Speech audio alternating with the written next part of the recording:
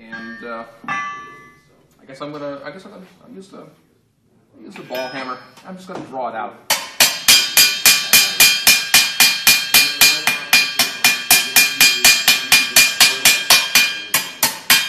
Not the best hammer for the job. As I say, turning that at that thickness would be a lot of trouble. Likewise over here, if we want this to peter out gracefully, it's got to get skinny. So we're going to skinny it.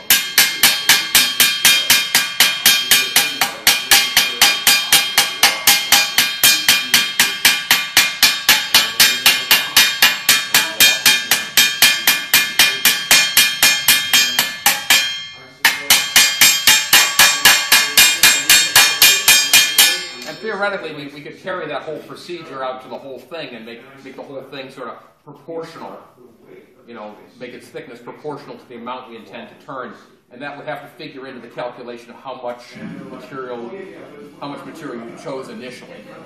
But we're not being fussy about that right now today. I'm not going to turn this out 90 degrees, and I'm going to need this guy to. And from here on in, it's hot work.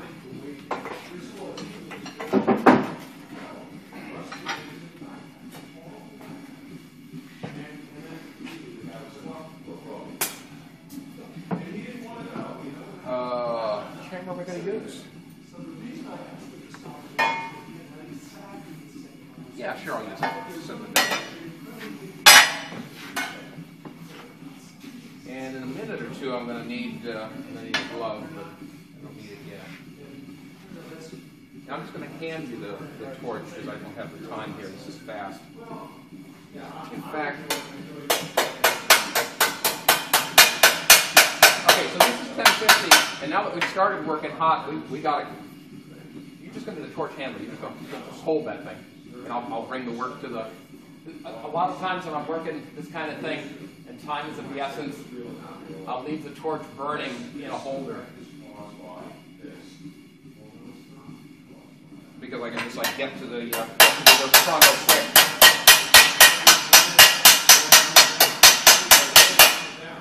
And I hammer until it goes black, but I don't keep hammering after that because it could actually harden some against the hold of the anvil, and even against the air sometimes.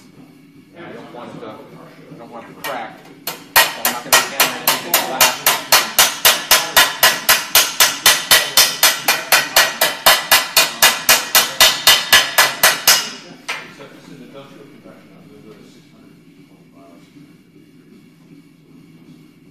And I might should have taken more materials here. Let it go.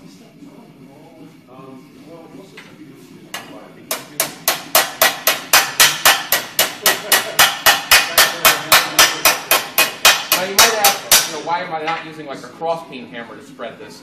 And it's like I was saying about that wing yesterday. The cross-peen leaves nasty marks. It's too aggressive, and I don't want vertical sort of crosswise striations of thin and thick here. I'd like the material, if it changes thickness, to change thickness evenly.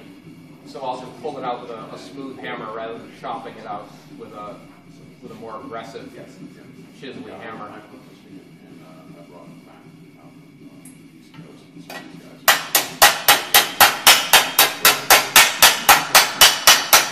There's a couple of reasons to do this hot. A couple of reasons to do this hot, and one of the sort of most important one here is we want to isolate this work from the previous work. We don't want it. If we just turn this cold, it would tend to spread the cannon. We don't really want to spread the cannon. I was reminded of that because I could feel it spread under my fingers just a little bit.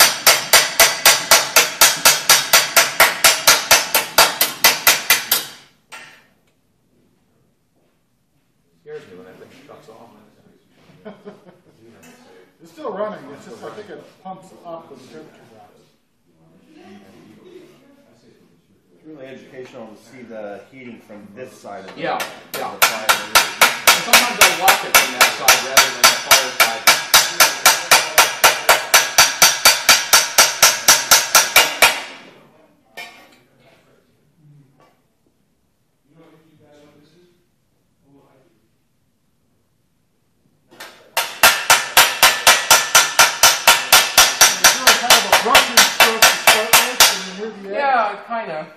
of sweeping it out.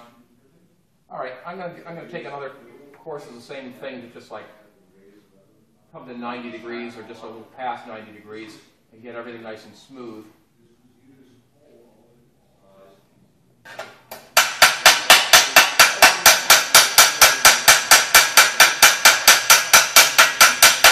Okay, I want a flatter hammer than this at this point.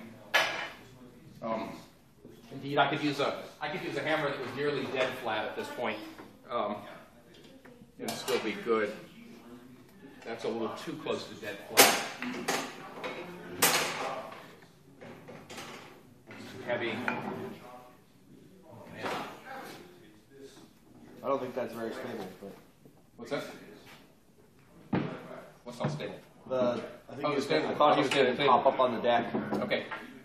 I want to get rid of the hammer marks at this point because this is going to be our exposed surface. Into there.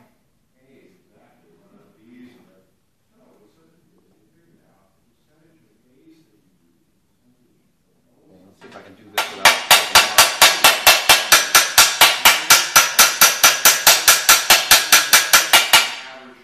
marks. That's not so bad. I would use something with a little bit more round to the face than this, because this is a little hard to control without putting the edges in. On the other hand, the other face is a little too rounded. You know, I have a favorite hammer for this. It was my granddad's vaulting.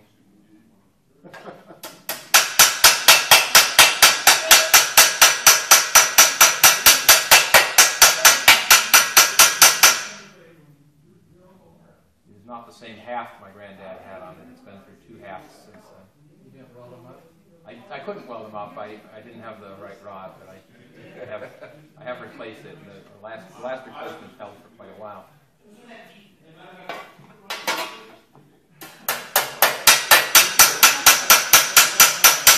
Besides, I'm a gas welder. You know you can't weld that with gas.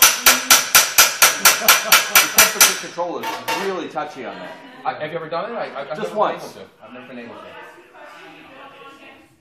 There's some specialty rod you can get that fills all of them. Kind of pricey though. Well,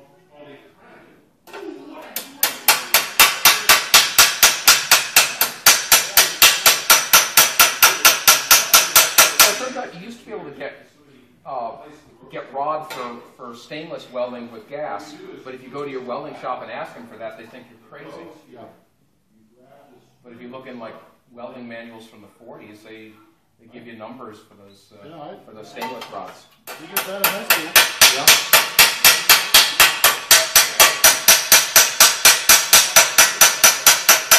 I had a project once where I was checking out the possibility of making a guy a stainless welded ventail, but I just like couldn't get the materials to even begin speccing it out. And it's just as well because it would have been a lot of fucking trouble.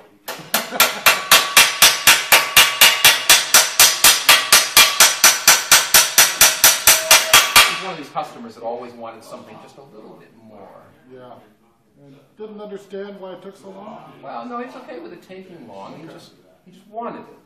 You know, it's okay with it taking long. It's okay with it costing more. He wanted it.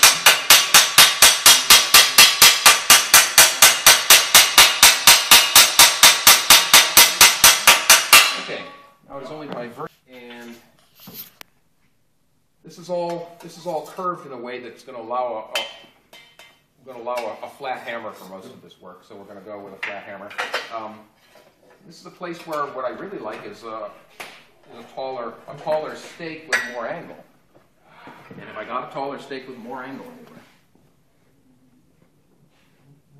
There's that sort of almost, there's that almost chisel one in there. This one? No, a couple more to the left for you. I mean, this would be great if it was taller. More to the left? Yeah, sort of in front of the saddle, straight under your hand. Oh, show it. This guy? Yeah, that might be what you're after, but I'm not sure. Yeah, it's a little short. Okay. A little short and a little narrow. I'd like something that supported. This is not the glove I was wearing. I had a welding glove with a cuff, right? Yeah. It was a different one. Yeah, thank you.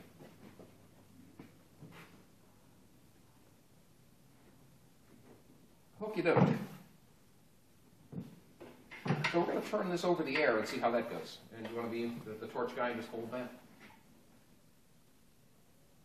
As I say, I usually wear a light shade for this operation, so I don't have to worry about whether or not that brightness in the inner cone is doing me dirt.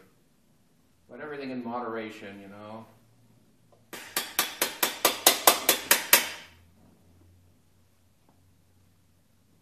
Now at this point, this edge is going into compression, and it wants to wrinkle. So we're going to have to be very careful to not let it wrinkle.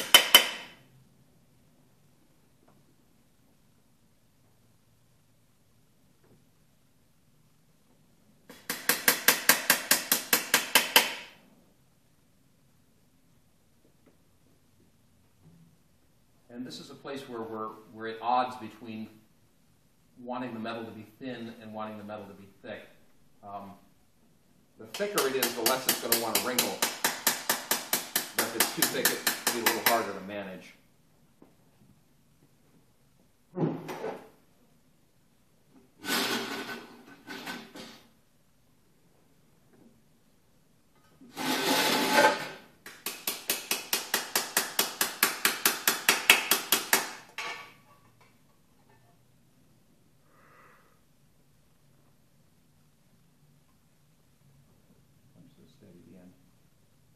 We're having a vague conflict about where I'd like the flame, where you'd like the flame.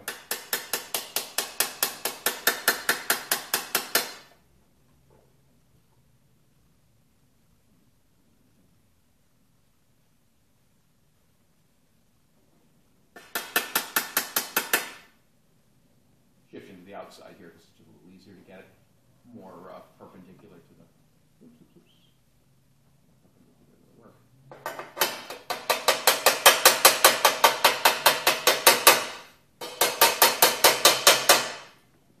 Okay, and this is going to take a few iterations.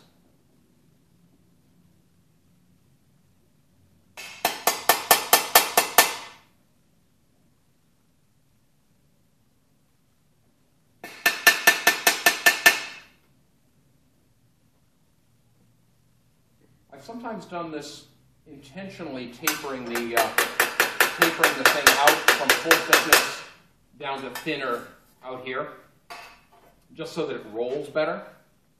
The problem with that is then you end up with a very thin edge where it has to collapse. It has to collapse on itself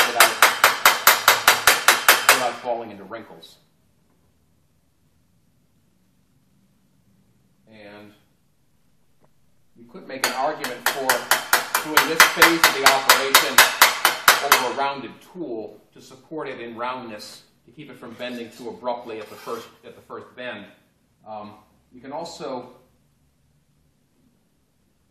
try and control where it's bending by a more careful application of the heat.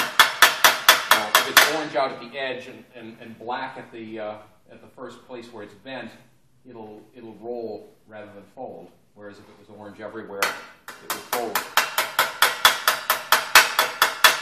Well, I can tell I'm out of practice. My thumb is cramping from holding the work.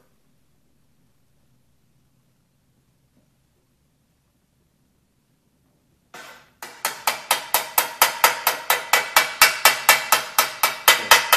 thing that started to bulge there, so I knocked it straight down, lest it turn into something untowered.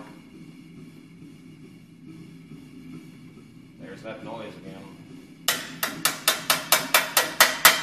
Okay, so I've shifted from supporting it just on nothing to supporting it here, because I'm trying to hammer it down more now, and it move too much. Whereas here, we're hammering this way, we're hammering in a way which is closer to down through the center of gravity of the piece. Now we're just twisting the piece, so I really need to get some support under it.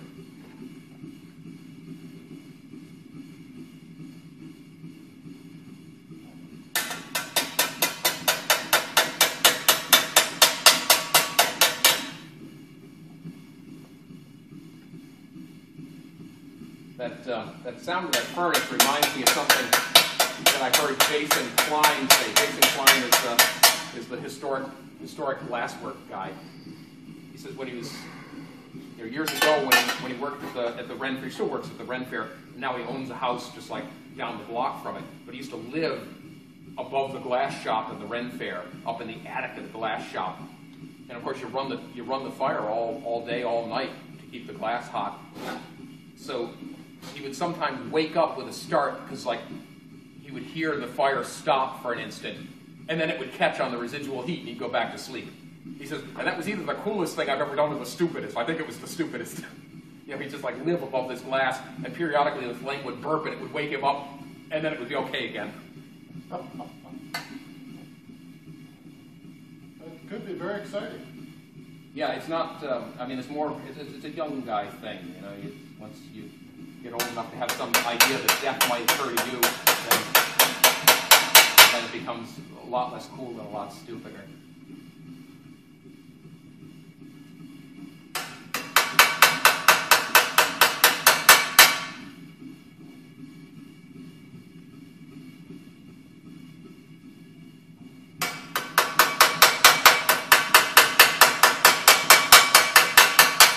Now, everything here that I'm going to do is going to bring this lower edge into compression because it's curved this way and it's curved this way. So everything that happens, well, no, I take that back. Because it's curved this way, we're getting a little bit of tension as we're bringing it out. But as we start bringing it back in, we're going to go into compression for sure. But in any case, compression is going to be the enemy. And we got to keep it from falling into folds. Now, if you're doing a breastplate down in the bottom of the arm thigh, you're going to run into tension, and the tendency is going to be one that the metal's going to behave itself better in terms of whether it falls into folds. It doesn't want to fall into folds, but that same tension is going to be your enemy in terms of keeping the hem from getting shallow. Here, the metal wants to fall into folds, and if anything, the hem wants to get deeper. But down in here, that hem is going to try to get shallow, and you've got to fight that while you're working. So it's one of those things you got to sort of think it through as you're working and try and decide which way you need to bias the initial material and which way you need to bias your work to keep it from doing what it wants to do, which is to get skinny in one place and get fat in another place and roll, fold rather than roll.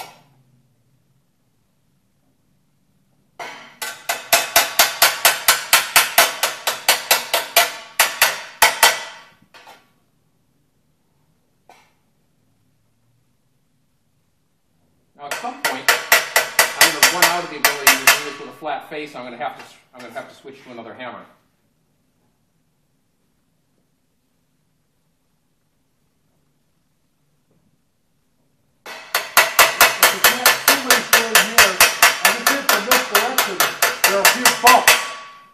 Yeah, I'm taking bumps out. This is not the best tool for this job, of course. I mean, I should have like a beak of some sort, right? There should be an anvil horn or a ball. I guess I could do something. Let's come over to the ball. This is low enough I can work here. And well, this ball is really too big a radius because we got a little tic tac going there, but we'll work with it anyway.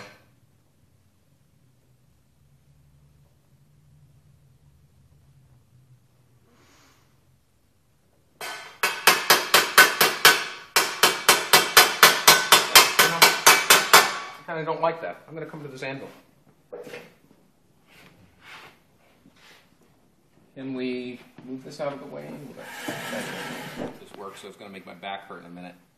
I keep two anvils. I keep one at a heavy work level like this guy, and then I keep another one up on the bench, much closer to my face. And I want to do this work up here, because I mean heavy work you want to do down here, but light work, is better done up closer to the eyes. I had a chair for mine. A chair? Sit down and then. Yeah, oh, I see. Yes, yeah, that'll work.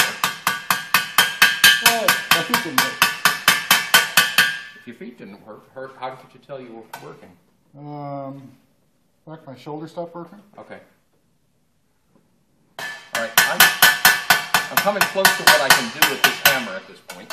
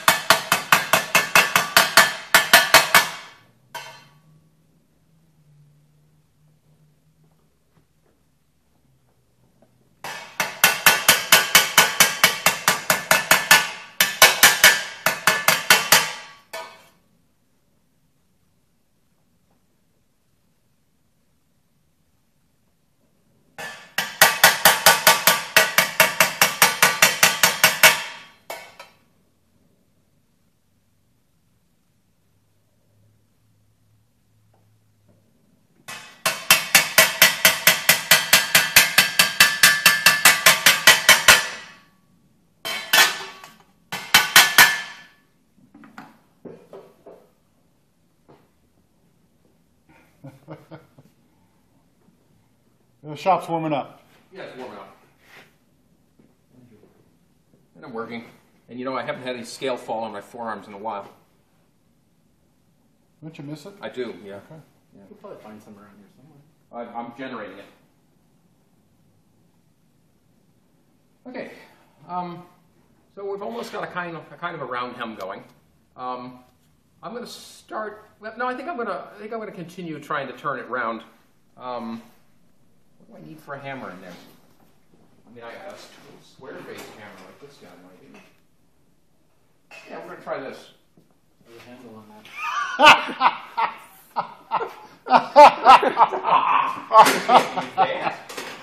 That's ridiculous. You think he wants that little square and round planisher out of the car?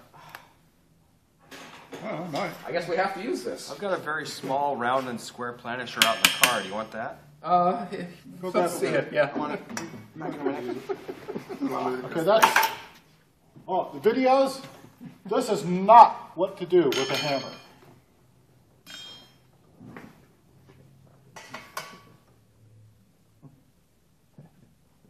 It flies off, you'll hit somebody over there. I'm hoping that I'm like on the ball enough to know when it's going to happen and so forth.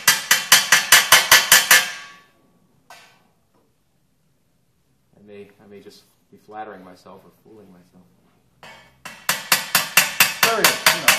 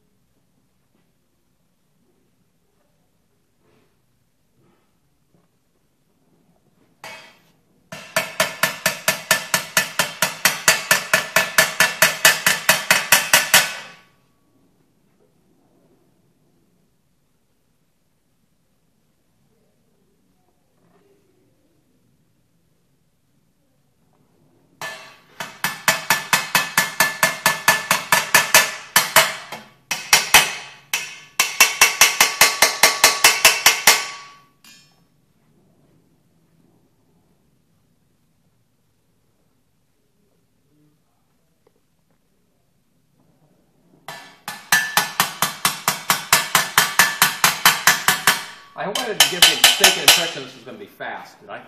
No. No. You did say it was tricky. I gotta say, I think I might start doing my rolls hot.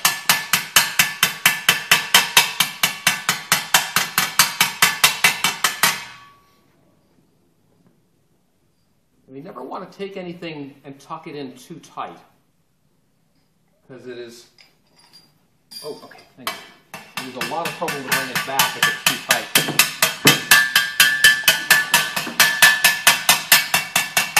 You know, making it tighter is easy. Making it untight is a lot of trouble.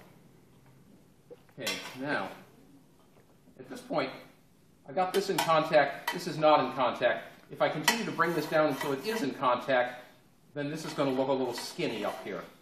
So I really got to sort of knock some down from the top. You see what I'm saying? I mean, if I tuck this in, this is going to look a little skinny. So I should have like started taking it down from the top a little sooner. But so we're going to heat in a more general way here, so as to roll the whole thing some more. Files. Yeah, nice. Yeah. What I would like is a square-faced hammer with the corners round. I mean, there's like the particular square-faced hammer of my dreams that is not here. So we'll have to just like substitute hammer control for the right hammer. It's a funny sounding aircraft, isn't it?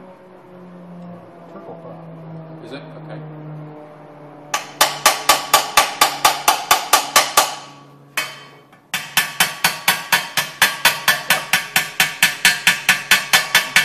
I screwed up once and got a skid there, but it's gonna grind out okay.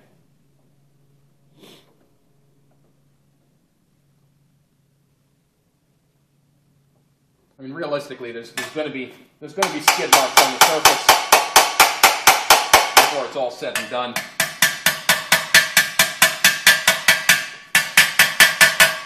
As long as they're grind-outable. Is that a word? No. It's English. Yeah, we can make words. We own this language. Right.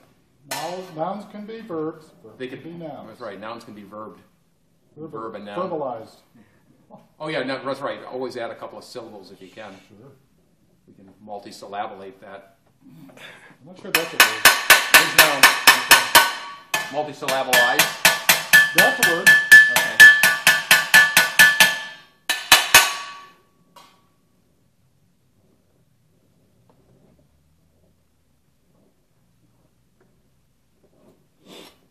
Now.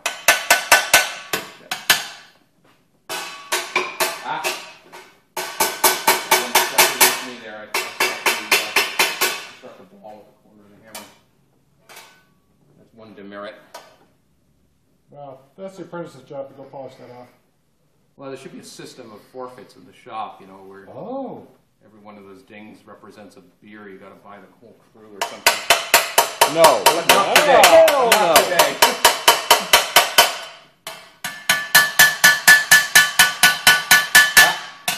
Hit that. There's a really great book by Joe Moxon, who's writing in 1690, called Mechanic Exercises in the Whole Art of Printing. And when he says the whole art of printing, he really does mean the whole damn art of printing. He tells you everything about printing, starting with how to make a press. And he goes on to tell you how to misbehave in the shop. He tells you like things that practical jokes which are frequently played and why you shouldn't and how you can if you're gonna. And how you keep track of this in the shop by a system of forfeits.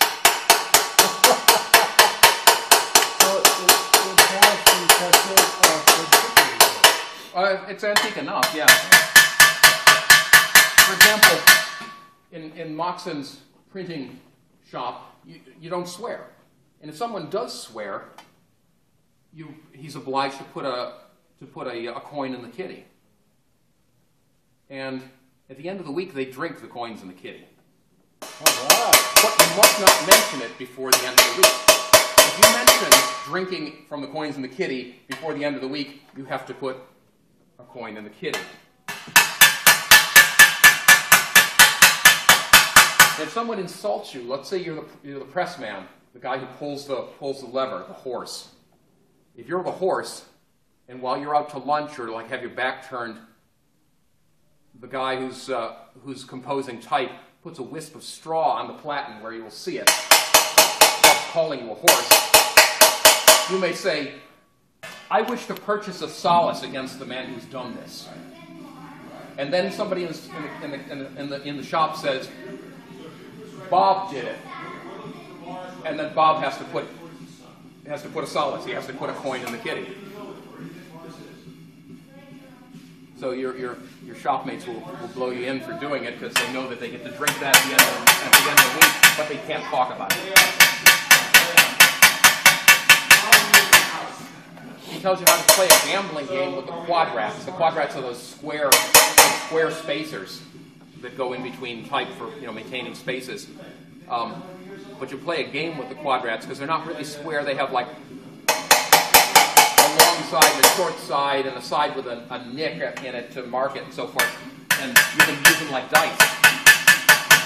And you play these on the imposing stone, on the big block that the type composer sets up the type on. But you must not do this because it is ruinous to the quadrats because they're lead alloy. And they can't take it. They can't take the being thrown upon the imposing stone. And also it disturbs the type composer. It bothers the guy who's like, doing that. So you mustn't play at quadrats, and if you get caught at it, you must put money in the kitty.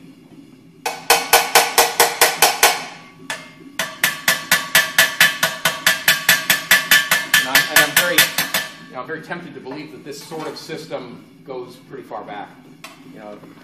Just like whenever you get a bunch of guys together trying to cooperate in something, I'm sure that there's going to be like friction which needs to be resolved and drinking which needs to happen at the end of the week. Shit, now I screwed up here. I've gotten that in too far. And I'm going to try and heat that up and drive it from the top and see if I can pop it out a little bit, but I don't think that's going to happen. You ever heated it up, shoved a screwdriver into there? Oh, yeah, if you have to.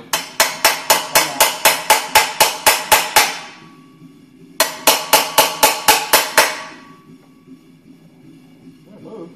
Yeah, it moved, and I think I can make the other piece come in enough that when it's all said and done, it won't be so bad.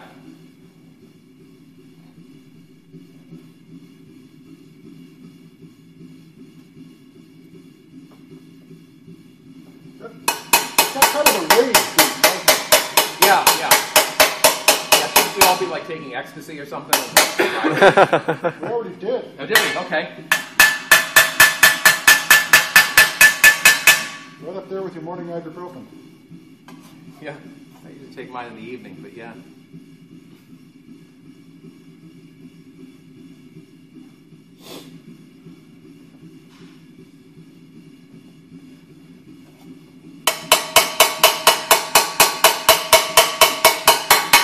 Ibuprofen at every meal.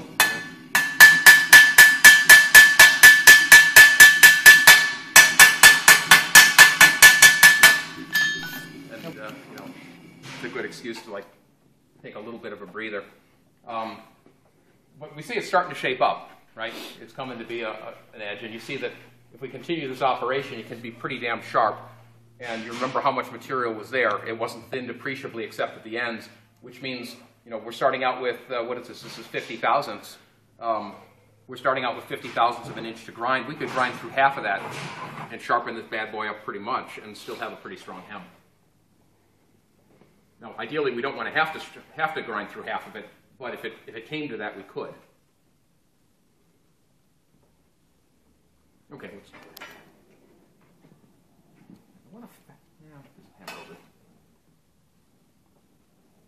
Yeah, the grip on this hammer is suboptimal. I think everyone will agree with that.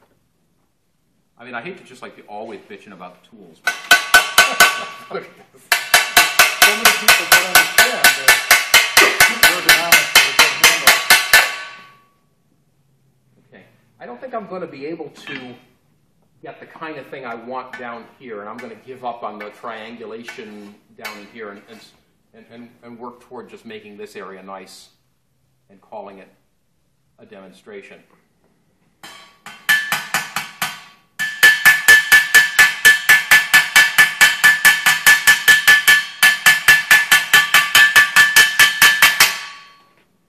Yeah, I got some wrinkles forming here, and does not do me credit.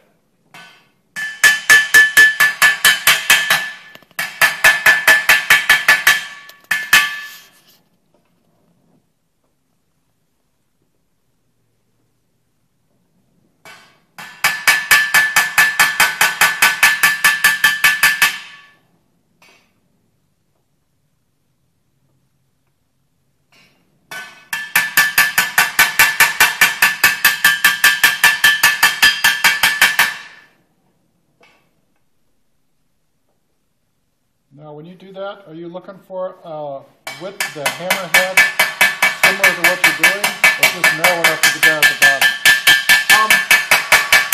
You know, if it was a square face, it didn't have a piece of hammerhead, a piece of handle sticking out the end of it, I would use the square face Right. to get down into the corner. Yeah, we'll try that one. Thank you.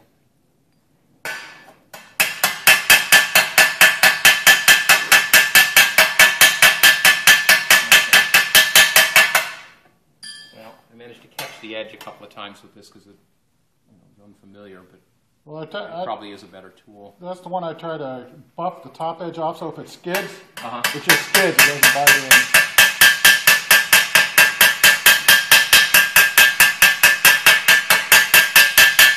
I like the weight of this, but the neck is a little long somehow. Well, the neck isn't really any longer. Yeah, somehow it isn't. This one in his barbarism is somehow somehow managing to get closer to the platonic ideal.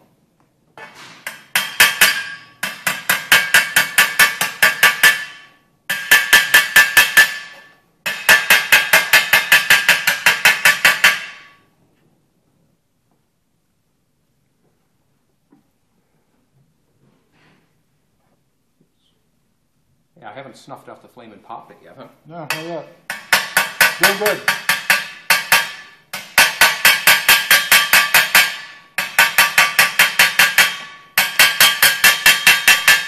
Roped in triangular? Yeah. I've never seen something that's roped in triangular. I'm thinking through it. It doesn't look good in my mind, but maybe I'm not seeing it right.